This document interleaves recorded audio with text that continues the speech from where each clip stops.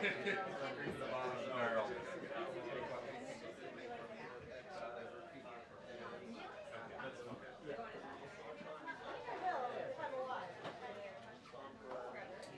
are you?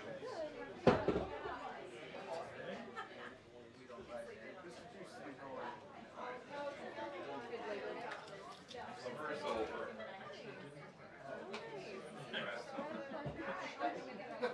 Oh, yeah.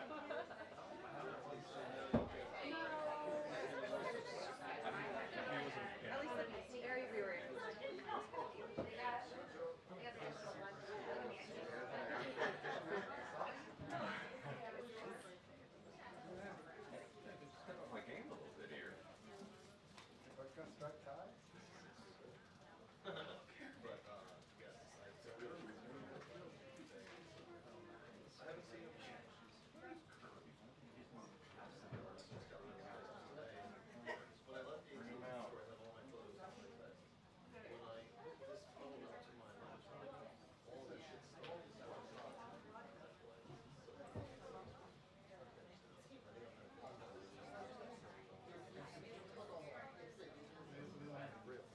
Bring him out.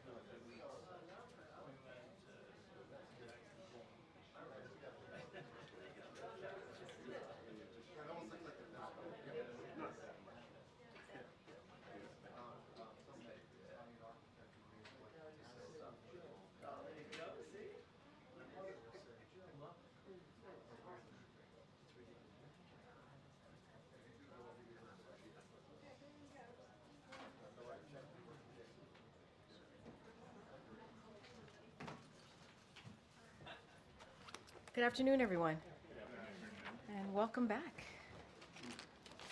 Okay, just a couple of things, and then I'll turn it over to our guest.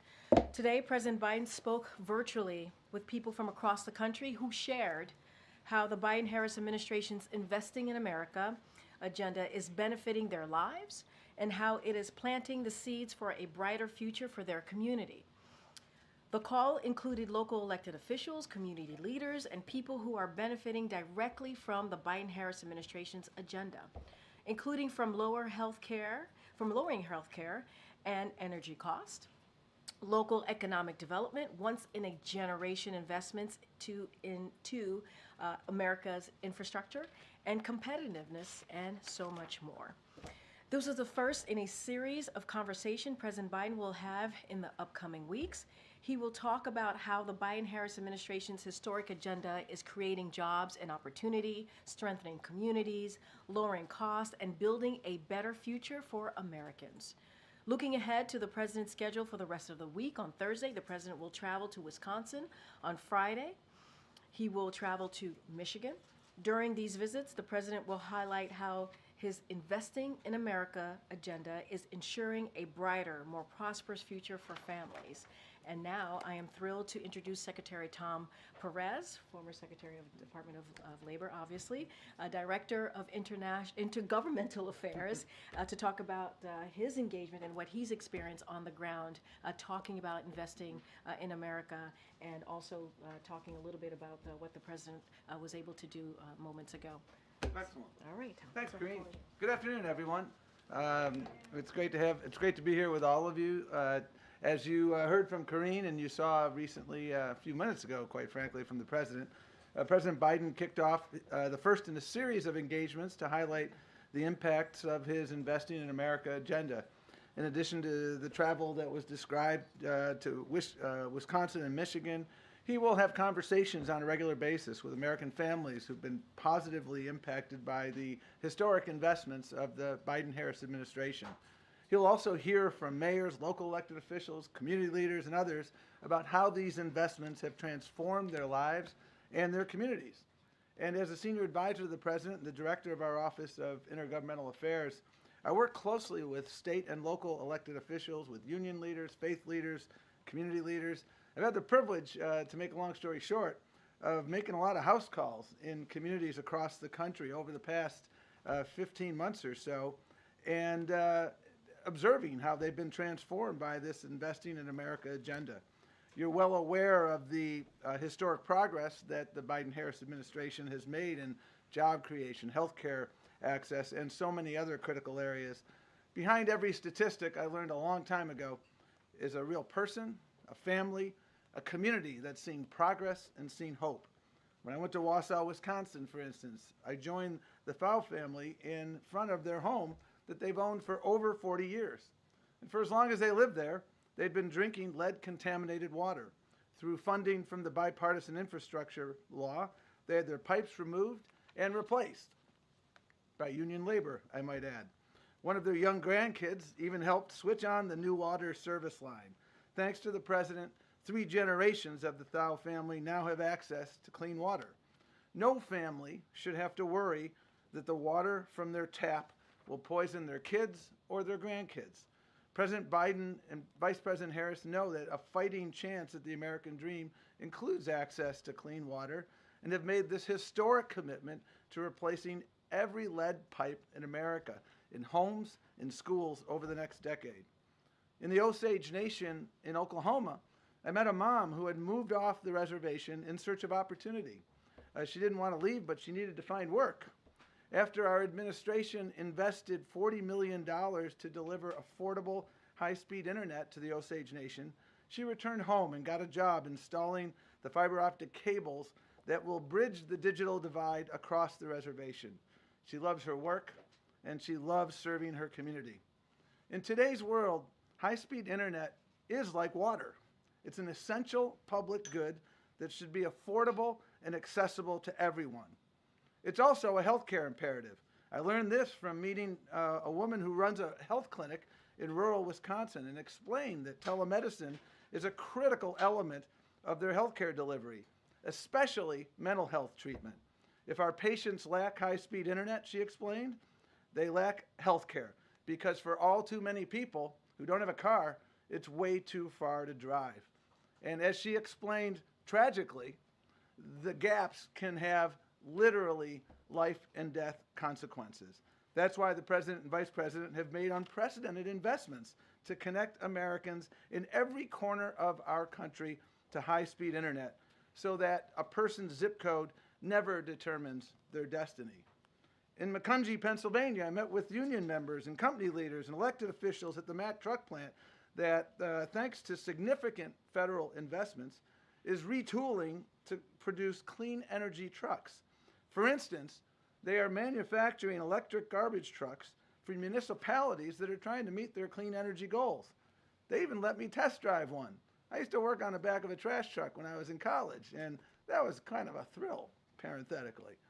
But in communities like Macungie, one of the greatest fears that parents have is that their children will have to leave town to chase opportunity, to find a good job. These investments in Macungie and in other communities like Macungie across the country are changing that equation across America. Grandparents don't have to get on a plane to see their grandkids because their sons and daughters have gainful employment in local union shops like the Mack truck plant. An IBEW member from Alaska told me a while ago that, thanks to the infrastructure investments from the Biden-Harris administration, he has work for the rest of his career. And his son, who also is now a member of the union, has work for years to come. I frankly heard the same thing yesterday from union members in Pittsburgh when I traveled there with the president. The sense of hope and optimism is indeed contagious. I was with Mayor Turk in Allentown, Pennsylvania, and he introduced me to the De La Rosa family, a hardworking family that was struggling to make ends meet because the dad had some health issues and was having some challenges. But thanks to funding from the American Rescue Plan, they were able to move out of their very small apartment that didn't meet their needs into a subsidized, newly constructed townhouse apartment that finally gave their family some breathing room. Their son David, who is 18 years old, gave me a tour. And his highlight, as he said to me, and I remember this like it was yesterday, Tom, I've never had a backyard before. And he showed me the backyard. First time they ever had one. And by the way, he's got a full ride to UPenn, just started last week. And we're going to continue to stay in touch because Mayor Turk and mayors across America, Republicans and Democrats, have said to me repeatedly during my house calls that they have never had the opportunity to do more good for more people than they've had over the last 3.5 years, thanks to these investments by the Biden-Harris administration. And I'll note that business leaders have expressed a similar sentiment. As a former labor secretary, I have a habit of talking to businesses, and I always ask them the same question: what keeps you up at night? The most frequent response I hear these days is workforce. We have a workforce shortage. We have so much opportunity. We need to make sure that we build the skilled workforce to compete. That's undeniably a challenge, but it's a great challenge to have. And it certainly beats the alternative, which is having no work. And one of the glaring lessons I've learned from my travel and conversations with these mayors is how prior waves of infrastructure investment actually created or exacerbated opportunity divides in communities across the country. The fact that American English has the phrase wrong side of the tracks tells you everything you need to know about our awareness deep down that infrastructure can divide just as much as it can connect. In my travels to places like Pittsburgh, Milwaukee, Buffalo, Denver, Syracuse, to name only a few, I observed firsthand how prior infrastructure projects from prior generations, like highways and bridges, literally cut generations of families of color off from opportunity, all in the name of progress. In partnership with mayors and state and other local officials, we have been steadily investing to redress these historical wrongs, including impacted communities in the process. In each of these cities, I've heard from residents who are encouraged by the possibilities these investments present for them and for their communities. Smoother transportation routes equal access to jobs, education, and healthcare, more green space, cleaner air. In short, reconnecting communities has been about and will continue to be about reconnecting opportunities. We want out of the shadows. That was what a person in Syracuse, New York said to me, referring to literally the shadow that I-81 cast along the middle of her neighborhood when it tore it apart. That's ultimately what investing in America is designed to do. It's designed to lift communities out of the shadows, lift the tide so that it floats all the boats, not just the yachts. President Biden has kept his promise to be a president for all people, from small towns to big cities, red, blue, purple states, places that for all too long were overlooked or left out. Because of the president's actions and the vice president's actions and vision, Americans all over the country are seeing and feeling a better, fairer, and more prosperous future on the horizon, a future of endless possibilities. I've had the privilege of seeing those possibilities, and it is indeed exciting. So thank you, and we're happy to take whatever questions folks have. Thank you. Thanks for being here. Just on the Investing in America agenda that you were talking about, is there anything you can share on just how the president's thinking about these projects, these goals might have shifted, how he may be sort of reorienting himself since he decided not to seek a second term, for example? Are there projects that he is now viewing with added urgency than compared to a couple months ago? Well, I think the president views every project with urgency because he knows that behind every project is a community clamoring for change and hope and opportunity. And throughout all of these projects, we have seen real progress. I mentioned Internet for all. We're making progress through the infrastructure bill in ensuring that we are dealing with middle mile, last mile, every mile. And this work is going to continue. I'm frequently asked, well, can we do this faster? And the president has a healthy impatience for progress. And so we're going to continue working with our agency partners to ensure that we can break ground on every project where we've moved forward and get as much done as soon as possible. But when you're trying to correct a problem that is 50 and 60 years in the making, the reality is that you don't replace every lead pipe overnight. It's not an on-off switch, but we're making tremendous progress. The president and the vice president are very good at setting benchmarks and holding ourselves accountable. The cabinet secretaries as well, and so we'll continue that work. Thanks. In your travels to Pittsburgh and throughout the Rust Belt, what kinds of conversations are you having with unions, companies, workers about the proposed takeover of U.S. Steel and what that would mean, and how is it informing administration policy right now? Well, the president spoke very clearly about that fact yesterday. Well, he's spoken about it multiple times, as recently as yesterday. U.S. Steel is an iconic United States company, and in his judgment, should remain an iconic United States company. And so I think the president has been very clear on that and will continue to be. And our conversations yesterday with union members were very much along those lines. And is the administration going to actively move to block that deal? Well, there's a process underway now that is working its way through, and I won't comment further because I want to respect that process. Thank you. So I've been talking to a lot of voters in battleground states, and the top issue I hear over and over again is the economy. They still feel like prices are too high and that wages and opportunities aren't keeping up.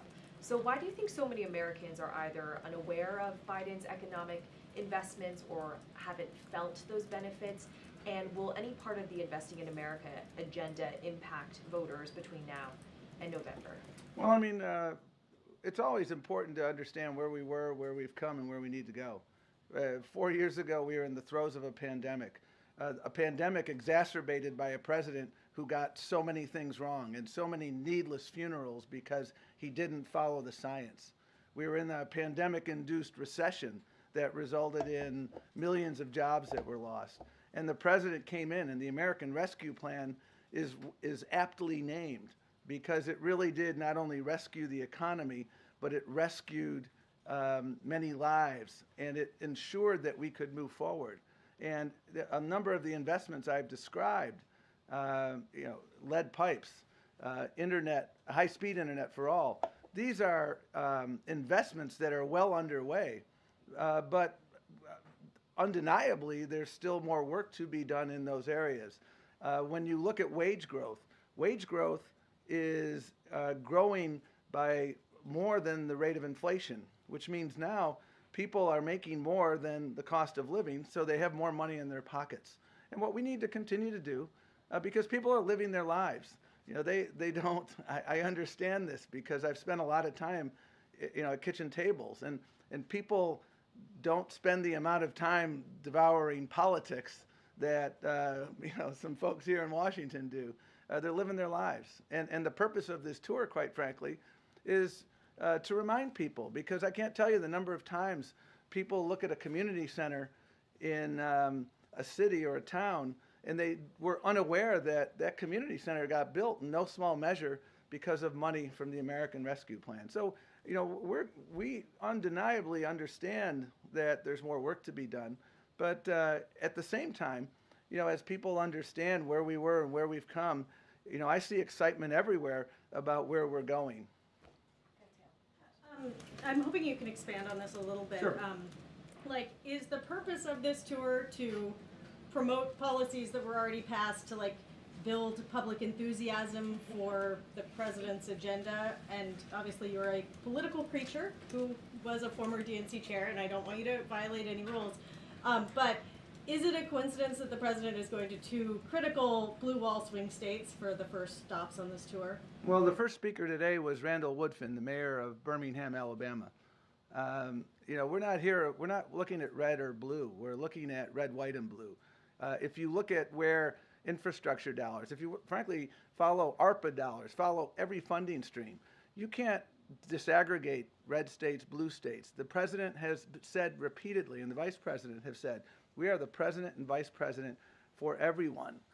In my travels that I described, I've been to Oklahoma, I've been to Texas, I've been everywhere where we are seeing investments. And the purpose of this, and it kind of gets back to the most recent question here, is educating people about what has been accomplished. People have a right to know how their taxpayer dollars are being spent. And a big part of this tour is to educate folks that your library that didn't used to have high-speed internet, and I've been to one of those libraries, and it now has it. And by the way, libraries are workforce hubs. in many communities, because that's where people go to do interviews. That's where people who are, don't have a computer at home go to write their resumes and things of that nature. Educating people, I think it's a really important part of governance. It's a really important part of making people believe that government can work for them. And so that's what this tour is about. And just the Wisconsin and Michigan being the first. Well, again, Birmingham, Alabama was the first conversation he had. Zoom and Air Force One landing. Well, I mean, I think if you look at the president's travel and the vice president's travel over the course of this year, when there's a hurricane or a storm, a weather event in Iowa, we were on the phone with the governor of Iowa approving an emergency declaration overnight. Same thing in Texas and Oklahoma and elsewhere. Storms don't just go to blue states or red states. Storms go everywhere. And that's been the focus of the president, the vice president. Thanks, Secretary. I just want to put two things together that you said. Sure. You said the purpose of this tour is to remind people what the president has done for them. You also said taxpayers have a right to know how their tax dollars are being spent. So how much, can you account for what the budget is for the Biden promotional piece, or the reminding voters of what the president has done for them? And, this Air Force One travel, the events that he's been holding versus, spending that money back in their communities? Well, it's minuscule compared. Look at the investments that have been made over the course of the last 3.5 years. They are unprecedented in scale and scope. And I can take you to virtually every community across the country, and we can take a tour, and you can see where ARPA dollars were put to bear, where you now have new housing project. The project in Allentown, Pennsylvania, was ARPA dollars and some HUD dollars, and they were put together. And so I think it's really important for folks, and again, it gets back to her question of a few minutes ago, to educate people about the fact that government can work. There have been a lot of folks over the course of a long period of time who have tried to shake people's faith in government. And if there's one thing I've seen over the course of the last 3.5 years, and I'm also a former local elected official, when you're working with mayors and county executives and they're able, and you're working together with them, they're the people that get seen in the supermarket and and your local church or your mosque or your synagogue. And when you're able to talk to them and explain to them, here's how we're improving our education system through these investments. When you're able to show folks that, this bridge, finally, people used to talk about infrastructure week, but we now have an infrastructure decade. The Brent Spence Bridge is not an idle hope. It's about to break ground in the months or so ahead because of work from actually Republican and Democratic people coming together. But why should taxpayers foot that bill to burnish the president's legacy? Should campaign dollars? This isn't a legacy issue. This is about educating the American people about what we're doing and what we're accomplishing, so that they can see the fruits of their taxpayer investments. Hi, Tom. Thanks for doing this. There's one word that I did not hear in your remarks, and that's Bidenomics. So is this infrastructure spending part of Bidenomics? This infrastructure spending is part of ensuring that every community in the country, you have safe infrastructure, you have infrastructure projects that are inspired by considerations of equity. So you're not building I-43 and I-94 in Milwaukee by taking out 15,000 black homes and 1,500 black businesses. And people can understand that it's a project that's going to work for everyone. That's everything that the president has done, whether it's the CHIPS and Science Act, whether it's the infrastructure bill, whether it's the American Rescue Plan, whether it's the Butch-Lewis Act, which helped literally millions of retirees retain their pension, their hard-earned pension. These are all about opportunity and making sure that people get a fair shake, and making sure we're addressing our climate imperatives, and making sure we're building an economy that works for everyone. But it's not using the word Bidenomics and acknowledgement that messaging didn't work. It's about results. And that's what this tour is about, showing results from our investments. It was a yes or no question. Hey, Phil. A moment ago about high-speed internet, and I wanted to ask you, Brendan Carr, one of the commissioners on the FCC, has expressed frustration from that despite the $42 billion that was included in the president's infrastructure bill in 2021 through a program called the Broadband Equity Access and Development Program, that not a single project is underway and not a single home has been connected to broadband as a result. Is that accurate? Can you tell Well, us? I'll have to talk to the families who've been connected as a result of middle mile programs. I was up in New Hampshire 7 months through this ago. program specifically? Well, I don't know. I did not get the precise funding stream through which the homes of people I met in New Hampshire are now connected, or the library in Wisconsin is now connected. But what I can tell you is because of leadership at both a federal and a state and a local level, these communities and federal dollars, these communities now have affordable high-speed internet. The one thing I will say about the FCC is we work very closely with them to make sure that people who couldn't afford internet could get a subsidy. The American Connectivity Program was something the president and the vice president very strongly supported. It expired in May, I believe, of this year, and we spent a lot of time.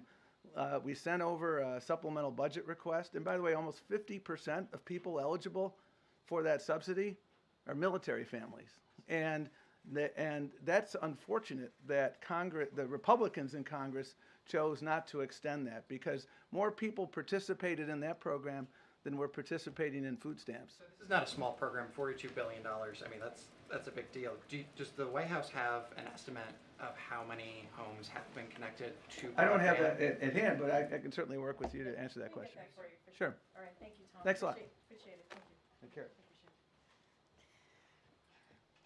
All right, first time at the podium. Thank you, Mr. Secretary. Okay, Zeke, I don't have anything else at the top, so go for it. Thanks, Karine. What did the president mean when he said Israeli Prime Minister Benjamin Netanyahu wasn't doing enough to reach a hostage and ceasefire deal? So here's what I'll say. He was asked a question by your colleague, a direct question, and he answered it. What I will say, I think more broadly, which is important to note, and the president said this in his statement over the weekend, is that make no mistake about it, Hamas leaders are going to pay for these crimes. And he and his team, for sure, will keep working around the clock to get this hostage deal done. And this is a president that has been pretty clear about that. He's spoken about making sure that we get this hostage deal done.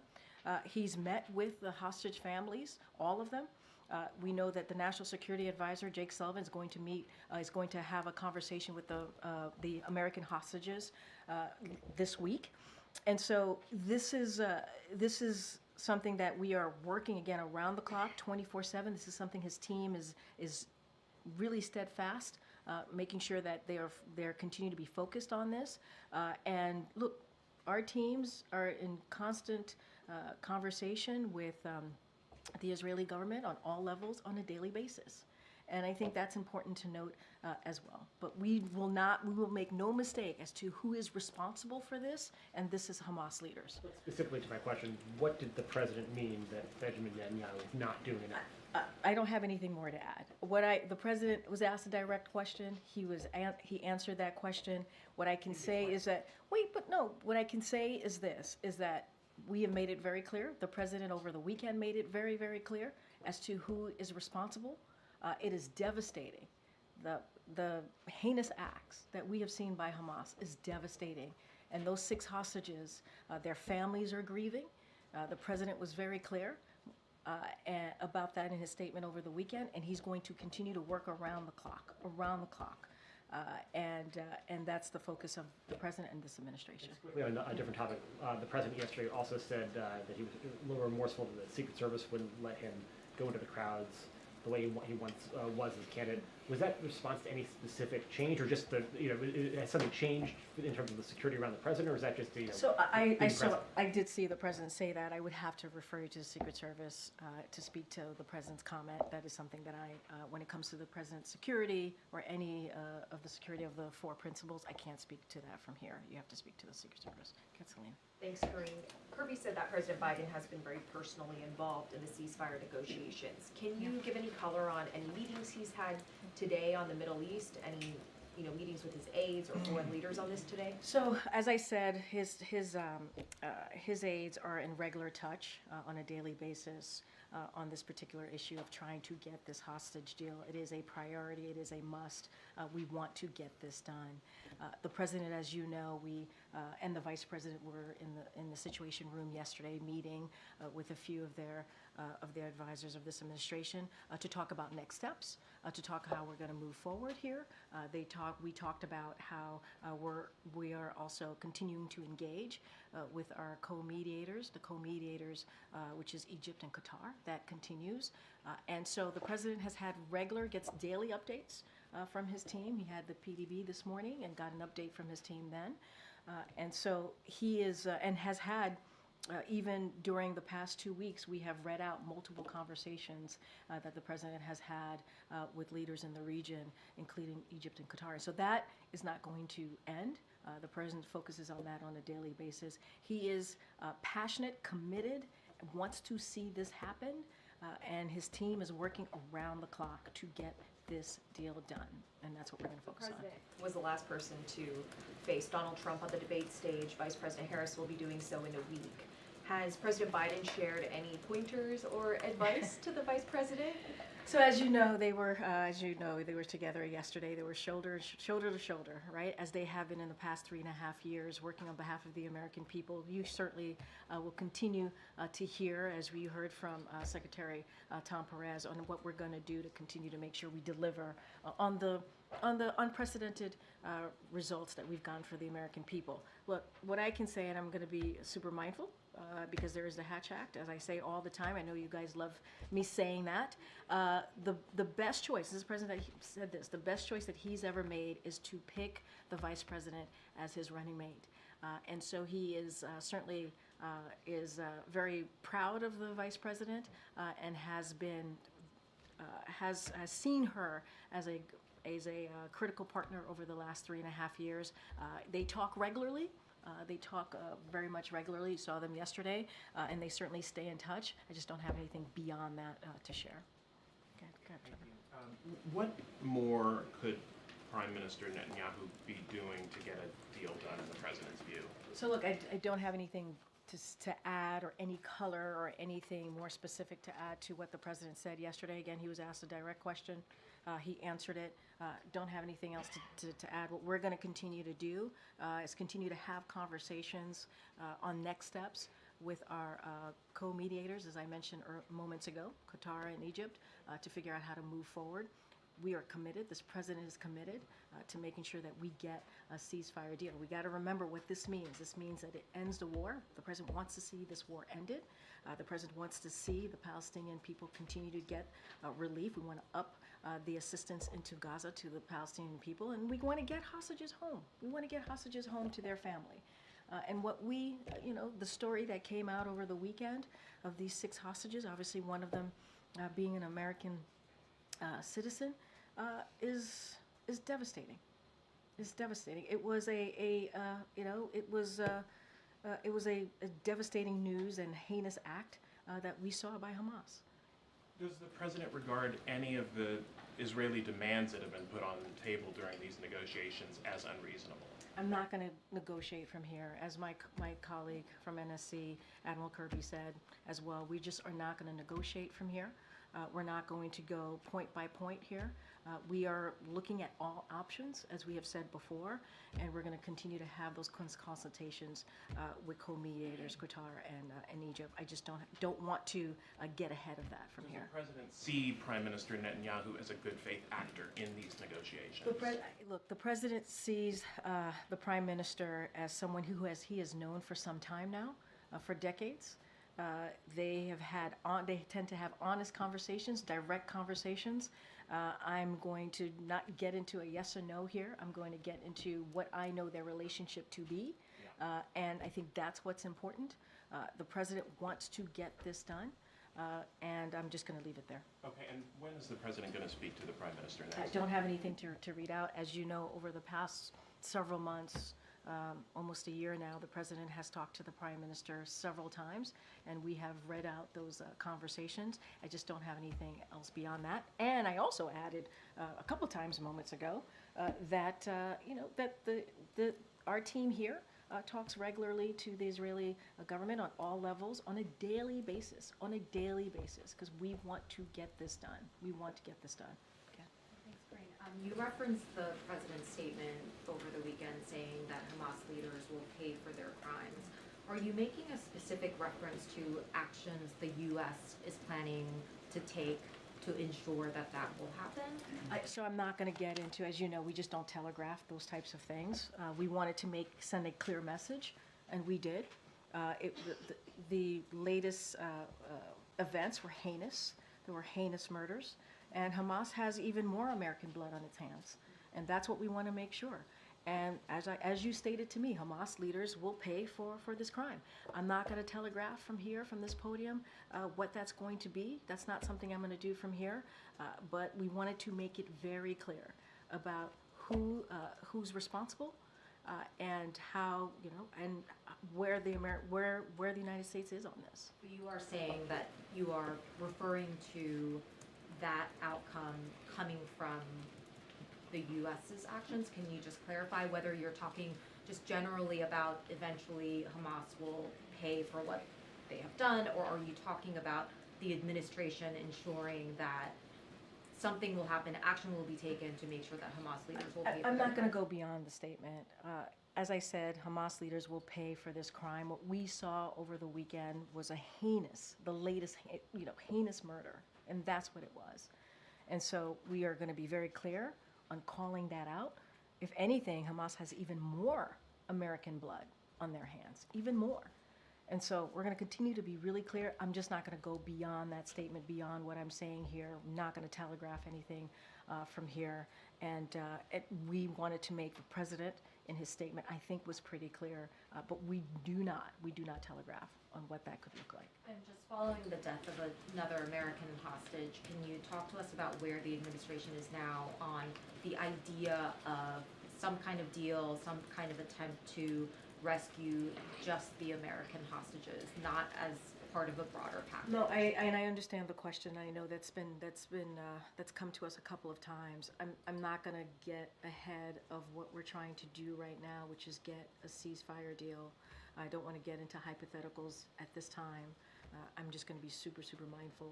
We are going to focus, continuing to have our consultations with Qatar and Egypt on the next steps on how to get this done. It is a priority for us, and so not going to get beyond the hostage deal that we're trying to get at this time. Is the president concerned that there could be another moment, another day when he learns that an additional American hostage has been killed as he's working on this Yeah, deal? I mean, he's the president of the United States, and he cares about American citizens. He cares about innocent people. And this is why he's been working around the clock with his team. His team has been leading this effort and working around the clock in getting this deal done, of course. And we can't predict what's going to happen next. We can't. And so, these are dynamic situations. And so we have to continue to work around the clock to get this done, and that is the president's commitment. I don't think I've seen you in the briefing room before. It's nice to be here. Yeah, what's your name? Thank you. It's Scott McFarland. Hi. Oh, that's right. Hi. Hey, Good to see you. Let's talk about this some more. Yeah, This is lovely. Sure. Let's go have some back and forth. Hey, Scott. Last month, the president in an interview said he's not confident at all about a peaceful post-election in America.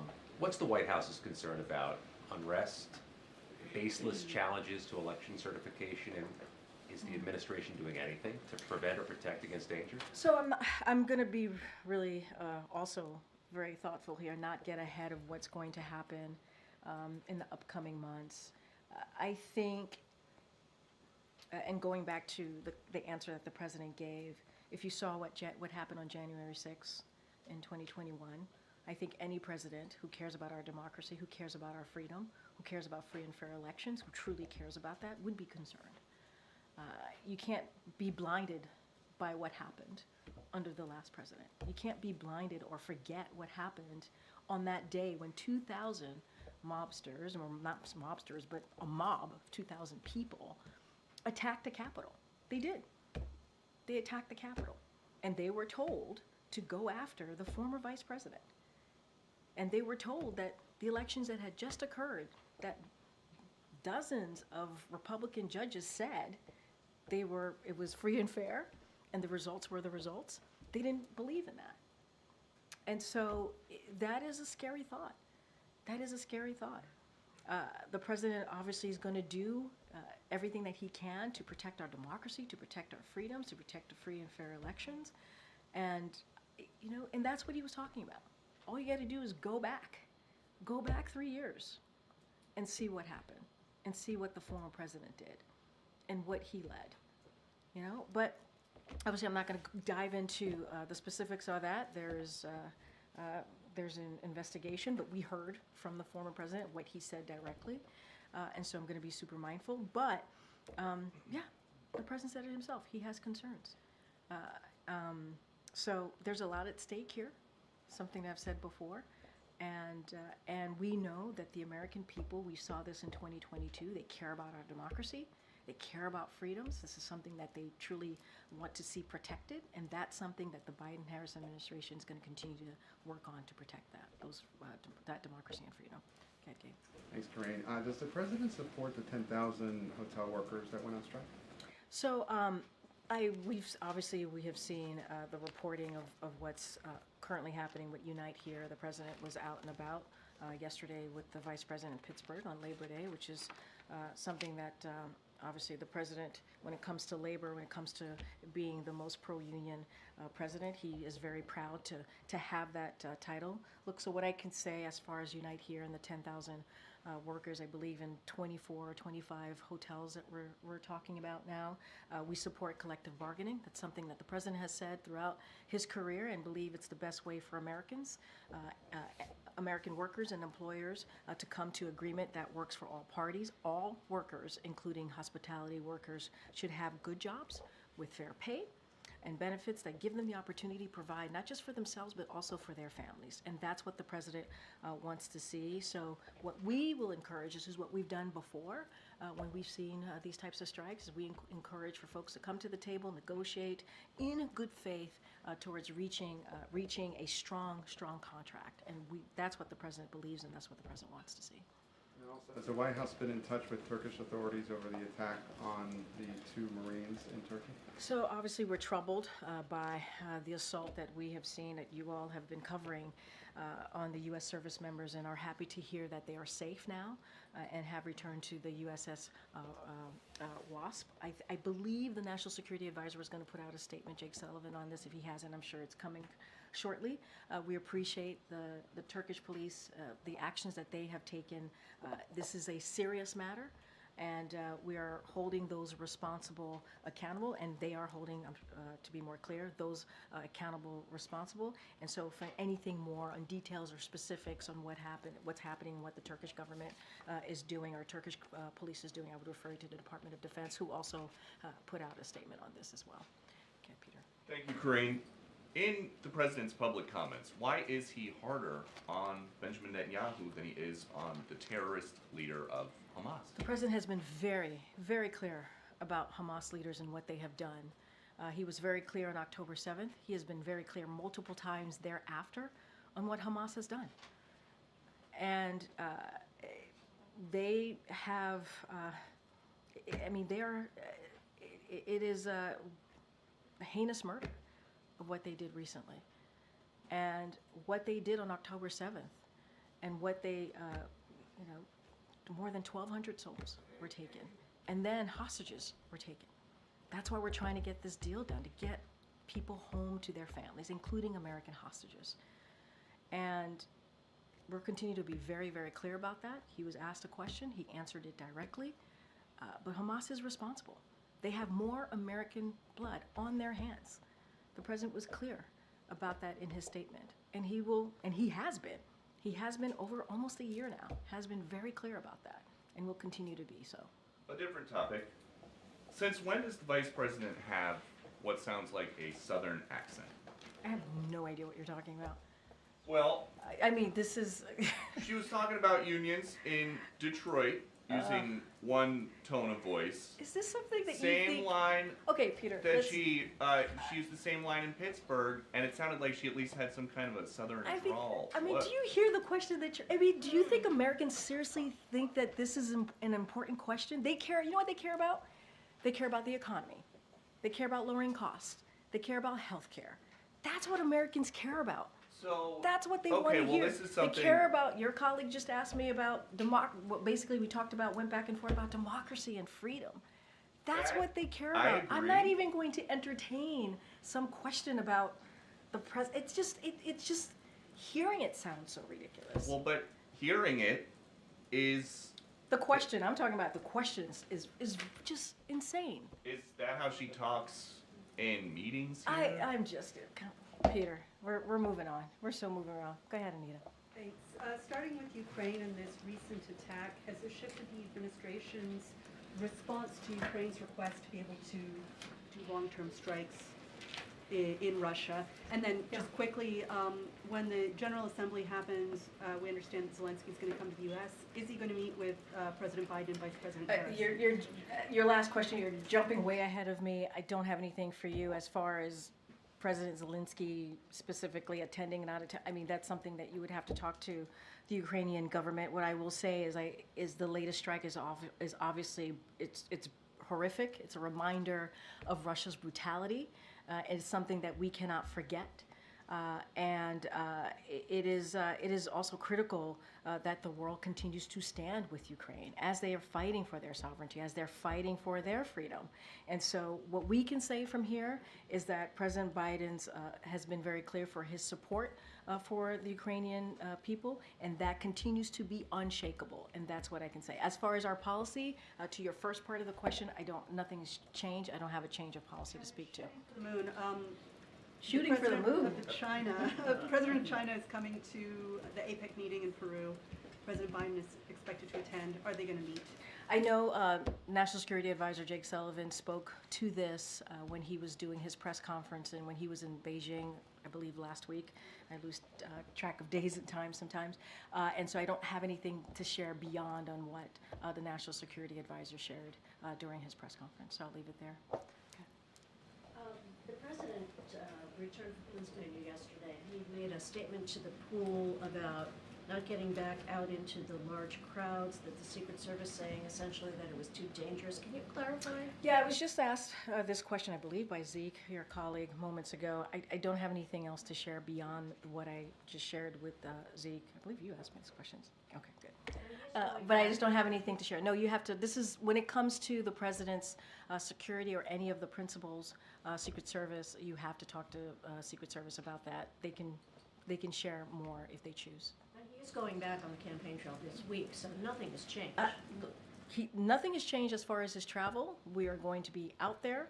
As you just heard me speak to him going to Wisconsin on Thursday. He's going to be in Michigan on Friday. We just got back to your point in your question when he was answering answering a question or making a statement yesterday. He was in Pennsylvania. He's looking forward to it. He's looking forward to being out there, speaking directly to the American people, talking about what we've done this last 3.5 years. And so he's excited about that and wants to continue that. The Vice President released a political ad this morning where she mentioned that price gouging is a problem in the United States when it comes to grocery prices. And I wanted to see if there's anything that the Biden-Harris administration is doing to address price gouging, if there are targets in mind, and sort of the activity that the administration has around this issue. So look, obviously, we have been very much, an administration has focused on lowering cost. That is something that we continue to do, as one of the most recent events that the president and the vice president had was indeed talking about how to lower prescription drugs. And so that is something that you know that we've done and over the past couple of years. As it relates to the campaign, as it relates to the ad, I got to be mindful. Just I have to say this at the top. Harris campaign can speak to specifically to the ad, but we have made some progress in lowering prices, as I just mentioned about the Medicare what we've been able to do with beating back pharma and lowering some prices there when it comes to healthcare.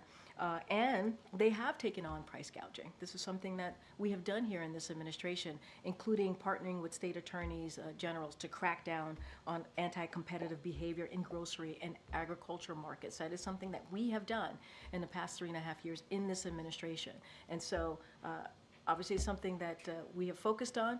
What we want to do, and this is an issue that Americans care about, the economy, we want to continue to lower costs for Americans. We want to make sure that big corporations and billionaires pay their fair share, and we want to make sure that we build an economy that works for all, from the bottom up, middle out. This is all connected, and what the president and this vice president has tried to do over the 3.5 years. Does the White House believe that price gouging is, despite the efforts that you described, that price gouging continues with grocery prices? Yes, we've talked about this. We have seen, now to be clear, we have seen grocery prices come down over the past year or more, and so that is important. And a lot of that is the work that's been done from this administration. The president has called out companies, right, who we know were doing just that, raising the cost. But what we believe is that we want to make sure that Americans are not played for suckers. You've heard the president say this. They're not played for suckers, and that we're going to continue to do everything that we can to protect them. And so, again, we've done work on dealing with price gouging, working directly with state attorney generals to crack down on certain actions that we have seen, and we'll continue to do that. And then just one other topic. It was striking, at least to me, to see the White House tweet out a photograph of the president yesterday meeting with his hostage team in the Situation Room. Is there a military option that's being considered to help release the U.S. citizens that are being held against their will? Yeah, it's a very similar question that I just got from your colleague. I appreciate the question. I'm not going to get into any plans or policies from here. That is not something that I'm going to do. What I can say, and this is something that we have talked about, something that you've heard from this administration, is we are going to continue to get that ceasefire deal. We believe it is critical. We believe it's important to get that done. We want to see this war end. We want to see hostages come home, including American hostages, come home to their families. I just don't have anything beyond or outside of working around the clock to get the ceasefire deal. You're not rolling out the idea. I'm not. I just cannot get into that from here. What I can speak to is the ceasefire deal that we've been working on to get. We believe we're closer and closer, and that is our focus. That is the president's focus. I'm not going to speak to military operations. I'm not going to do that. That's not something that I could do from here. I would never do that. Never telegraph anything like that from here, and not from this podium. And so that's what I can say. Our focus, ceasefire deal, working continuously with our co-mediators, Qatar and Egypt, on next steps on getting to that hostage deal. That's our focus, okay? What's the White House reaction to the UK's decision to withhold some arms from Israel over those concerns about that they would be used essentially to violate international law? So I know that they've spoken to this, the UK government, so certainly I would refer you to the UK on their own determination and what that actually means, what standards under the UK law specifically, and how it's been applied here. So that is something that they have to speak to. I just don't have anything beyond that. On the White House side, has there been any conversations with the UK about what that means, and does that have any impact? Does this kind of decision have any impact on the goal of getting a ceasefire deal? So look, what I can say is we're going to continue to try and work and get on a ceasefire deal. That's our focus. That's what we're going to continue to do. If you're asking me if we were giving a heads up by the UK government, we were given a heads up by the UK government. But this is something this is their determination. This is something that they have to speak to and how they get to that decision. We are determined to get and committed to get the ceasefire deal. Our commitment to Israel's security remains ironclad. That is something that we're committed to, and we've said this. We've said this from this podium many times. Israel faces a number of threats from throughout the region, and so that is ironclad. That has not changed. But we are trying to get that ceasefire deal working around the clock. That's what we want to see. That's our focus. Okay. How concerned is the White House for Vladimir Putin getting a red carpet welcome in Mongolia despite an arrest warrant of the ICC? So look, so obviously we're aware of the visit, of Putin's visit to Mongolia, and we've said this before, and I'll say it here: we don't believe any country should give Putin a platform to promote his war of aggression against Ukraine. There is no doubt that members of Russia's forces and other Russian officials are committing war crimes or other violations of international law in Ukraine, and we have been clear that those responsible must be held to account. We expect that Mongolia will adhere to its commitment to and support for the principles of the UN Charter, including sovereignty and territorial integrity, and convey that these principles must be upheld across the world, in Europe as it is in Asia. So that's what we want to see. Gotcha. Thanks a lot, Karine. On the Investing in America event that we had earlier today, the events that the President will have later this week, obviously the President wants credit for his domestic legislative accomplishments. Has the administration just simply considered putting a sign on an infrastructure project saying this infrastructure project brought to you by the Biden administration? So I believe when we've traveled, I've seen some of those signs, and so that's not uncommon, right? To see signs when a big project or a big legislation is passed into law, and there's federal funding. To see signs like that, I think I've seen it across the country when we've traveled. But look, this is about, and this is very much what the Secretary was saying, is that making sure Americans know what this administration has done, making sure they know what's available to them, making sure that there are opportunities, whether it's the economy and lowering costs, whether it's making sure that you can buy a home, an affordable home, medication that you might need, because because you're paying too much. And because Big Pharma was certainly gouging you, and so the President has been able to beat Big Pharma. Those are things that the American people need to know. They need to know what this administration has done. And this is what we've been doing the 3.5 years. Yes, we're talking about Wisconsin, we're talking about Michigan, and obviously the President was in Pennsylvania yesterday. But this is one of the things that the President enjoys doing, being out there talking directly to the American people, and also making sure that news gets there, right? That gets there about what this administration has done, and what we will continue to do in the final 4 months of his term. And the President was out with the Vice President yesterday in Pittsburgh, Pennsylvania. What do you think he brings to the table when he is right there beside the Vice President as she is campaigning for President? You just talked about investing for America. You just asked me, you just heard from the Secretary about his own experiences. He gave anecdotal stories about what he has seen across the country with what the President's Investing in America agenda has done to change their lives. That could not have been done without the President's leadership. It couldn't have. And I think the American people understand that. They understand that leadership matters. They understand that this was a partnership that was done between the President and the Vice President. And they understand that the President has been, if you think about Senator for 36 years, Vice President for 8 years, and now President, he brought leadership and experience and was able to reach across the aisle to get historic legislation passed. The Secretary talked about Infrastructure Week. In the last administration, that was a joke. It was. We would all joke about how, to this week again is Infrastructure Week. And now because we're able to pass a bipartisan legislation in this political environment, now we have infrastructure decade, and that matters. And that was done because this President had the leadership, had the experience, has the foresight to understand what the American people need and what is discussed around the kitchen table.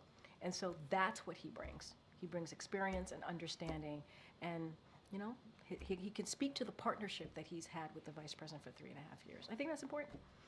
Get Karen. Thanks, Congress is set to come back to Washington soon, and government funding will be a big priority for them. So here we are again at this time of year. House Republicans seem to be floating a timeline that would push the deadline, like fund the government through next year, or like into 2025, but attach the SAVE Act to this funding bill. What is the White House position on the timeline of that and including that at this point? So, look, and you're right, here we are again, another time period during this year. this time of year, I should say. Look, House Republicans need to stop wasting time on extreme policies and do their job and keep the government open. And they could do that by passing a clean CR. A clean CR. This is something that they can do. And so, look, we said it in a statement of an administrative policy. We said this in July. We strongly oppose this Republican stunt. And as fact checkers across the board have made clear, it is already illegal for non-citizens to vote in federal elections. It's already illegal. If congressional Republicans truly cared, if they really cared about fixing the broken immigration system and securing our border, they would actually pass this bipartisan proposal that came out of the Senate. Instead, they got out of the way because of what the former president said to them. Donald Trump said, do not pass it. Do not move forward with this proposal. So we want to see a clean CR. That's what we want to see. And what kind of outreach is the White House doing with the Hill at this point? And does the president have any plans to engage with congressional leaders? Look, I don't have anything to speak to as it relates. We don't have anything to speak to as it relates to the president's engagement specifically on this issue.